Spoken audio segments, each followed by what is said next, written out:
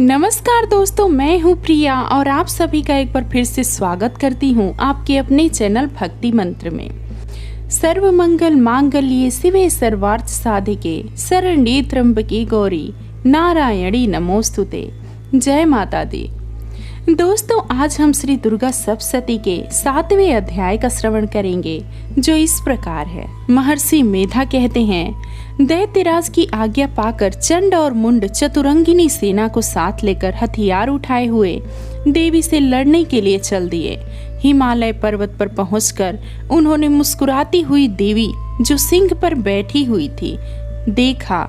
जब असुर उनको पकड़ने के लिए तलवारें लेकर उनकी ओर बढ़े, तब अंबिका को उन पर बड़ा क्रोध आया और मारे क्रोध के उनका मुख काला पड़ गया।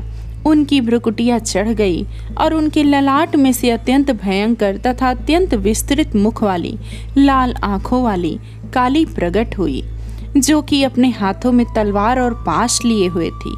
वह विचित्र खड्ग धारण किए हुए तथा चीते के चर्म की साड़ी एवं नरमुंडों की माला पहन रखी थी। उनका मांस सूखा हुआ था और शरीर केवल हड्डियों का ढांचा था, और जो भयंकर शब्द से दिशाओं को पूर्ण कर रही थी, वह असुर सेना पर टूट पड़ी और दैत्यों का भक्षण करने लगी। वह पार्थ रक्षकों, अंकुशधारी महावतों, हाथियों पर सवार योद्धाओं और घंटा सहित हाथियों को एक हाथ से पकड़ पकड़ कर अपने मुंह में डाल रही थी, और इसी प्रकार वह घोड़ों, रथों, सारथियों व रथों में बैठे हुए सैनिकों को मुंह में डालकर भयानक रूप से चबा रही थी। किसी के केश पकड़कर, किसी को पैरों से दबाकर और किसी दैत्य को छाती से मसलकर मार रही थी।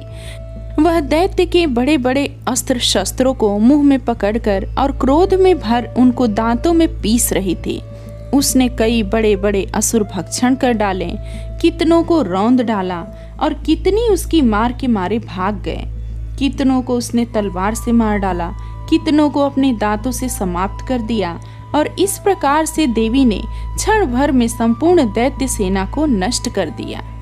यह देख महापराक्रमी चंड काली देवी की ओर लपका और मुंड ने भी देवी पर अपने भयानक बाणों की वर्षा आरंभ कर दी और अपने हजारों चक्र उस पर छोड़े। उस समय वह चमकते हुए बाण व चक्र देवी के मुख में प्रविष्ट हुए इस प्रकार दिख रहे थे, जैसे मानो बहुत से सूर्य मेघों की घटा में प्रविष्ट हो रहे हो। इसके पश्चात भयंकर शब्द के साथ काली ने अत्यंत जोश में भरकर विकट अट्टहास किया। उसका भयंकर मुख देखा नहीं जाता था। उसके मुख से श्वेत दांतों की पंक्ति चमक रही थी। फिर उसने तलवार हाथ में लेकर हूम शब्द कहकर चंड के ऊपर आक्रमण किया और उसके केश पकड़कर उसका सिर काटकर अलग कर दिया। चंड को मरा हुआ देखकर मुंड देवी की ओर लपका, परंतु देवी ने क्रोध में भरे उसे भी अपनी तलवार से यमलोक पहुंचा दिया। चंड और मुंड को मरा हुआ देखकर उसकी बाकी बची हुई सेना वहां से भाग गई।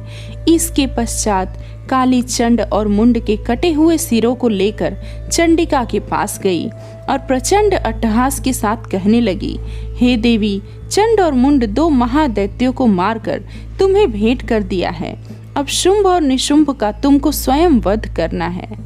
महर्षि मेधा कहते हैं कि वहां लाए हुए चंड और मुंड के सिरों को देखकर कल्याणकारी चंडी ने काली से मधुर वाणी में कहा, हे देवी, तुम चूंकि चंड और मुंड को मेरे पास लेकर आई हो, अतः संसार में चामुंडा के नाम से तुम्हारी ख्याति होगी।